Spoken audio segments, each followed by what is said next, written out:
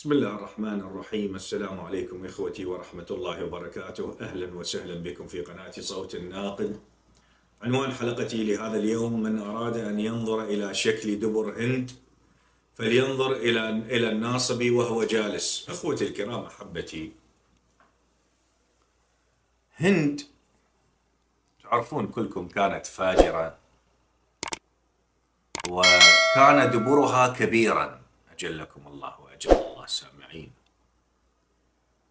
وأصبح بذلك الكبر من شدة ممارسة الفاحشة. هند فاجرة، يعني ما أعتقد هناك أحد إلا وفجر فيها، فكان دبرها كبيرا. هسه تقول شيخنا كيف تعرف هاي الأمور؟ أنا أقول لكم، فعندما نقول دبرها كبيرا كن أنت تتخيل كيف يعني دبرها كبيرا، كيف يكون شكله. شكل دبر هند شكل الناصبي عندما يجلس جلسة القرفصاء. هسه أنت تضحك، شيخنا شنو هالكلام؟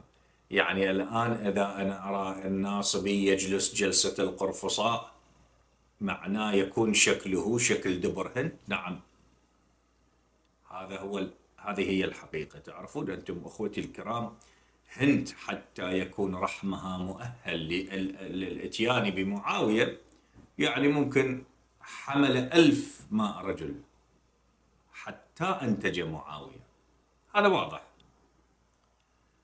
فشكل دبر هند كشكل الناصبي عندما يجلس القرفصاء. في البداية والنهاية، ابن كثير جزء 8 صفحة 126 طبعة 1988 يقول: وقال الشافعي قال أبو هريرة: رأيت هندا بمكة كأن وجهها فلقة قمر. هذه هند، ليش؟ لأنها فاجرة، فيسوونها وجهها كالقمر. لكن عندما يأتون إلى أهل البيت عليهم السلام، لا لا لا لا، مو هكذا. هذا بحث شرحته سابقا، مقارنة بين جمال يزيد وعلي بن أبي طالب عليه السلام. يقول: كأن وجهها فلقة قمر. هاي رأيت هندا بمكة كأن وجهها فلقة قمر، لعنة الله عليها، وخلفها من عجيزتها مثل الرجال الجالس.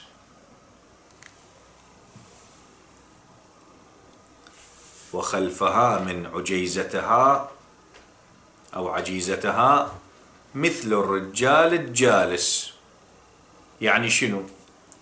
يعني عندما ناصبي يجلس جلسة القرفصاء يكون كأنه شكل دبر هند.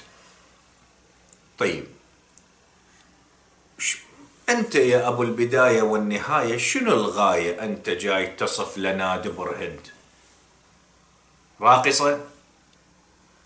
تشتغل بملهى؟ تشتغل بنادي ليلي؟ مو خل نفتهم. أنت لما جاي تصف للبشرية دبر هند شلون يصير؟ هند العادية الفاجرة الفاسقة، لما تصف لنا أن دبرها كشكل الناصب عندما يجلس جلسة القرفصاء، شنو الحكمة من هذه؟ يعني أخوتي الكرام، هذه المواضيع التي المذكورة تخلي الإنسان يفكر 1000 مرة أن يعيد حساباته في الواقع الإسلامي المأساوي الذي نعيشه.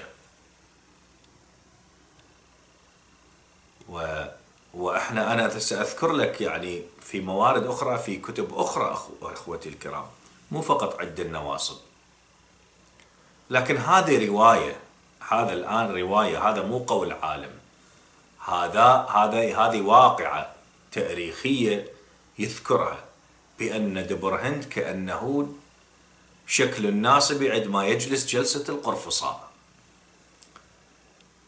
هذا الانحراف أخوتي الكرام ما أحتاج أنا أن يأتيني شخص ويقول لي صحيح السند وضعيف السند، ما أحتاج.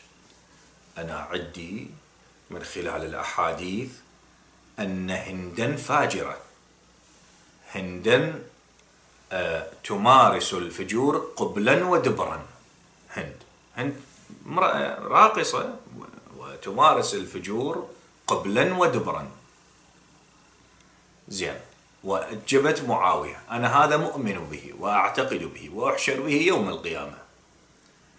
فعد ما أقرأ أن شكل دبر هند كالناصبي عندما يجلس جلسة القرفصاء، ما أحتاج أنا أن أقول هذا ضعيف أو مو ضعيف. ظل الجبناء. الحديث في الرجال والسند حديث الجبناء، بس اللي خاف يتحدث هذا الحديث. أنا راح أبين لكم بعد حلقة موقف من النواصب كيف هربوا علنا إلى السند، يشرد إلى السند ينقذ نفسه وإلا يطيح حظه. هذا لماذا أنا ذكرت هذا لأبين هاي الواقعة صحيحة كمثل بدون ما أحتاج إلى السند، لأن القرائن القطعية التي يؤمن بها شيعة أهل البيت عليهم السلام بأن هندا بهذه الصورة، فهذا عندما ينضرب هو هكذا. ولكن وصف دبرها كالناصبي يجلس جلسة القرفصاء هذه كبيرة أخوتي الكرام، هذه بكبر القضيب الصناعي الذي أجيز لهم. انتبهوا أخوتي الكرام.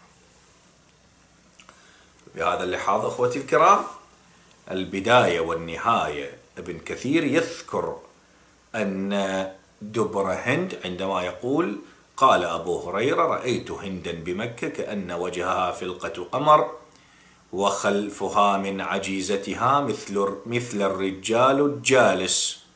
يعني الظاهر أبو هريرة أيضا اشتهى هند وأراد أن لذلك كان ينظر إلى دبرها، وحتى استطاع أن يصف دبرها كالرجال الجالس، يعني وخلفها من عجيزتها مثل الرجال الجالس.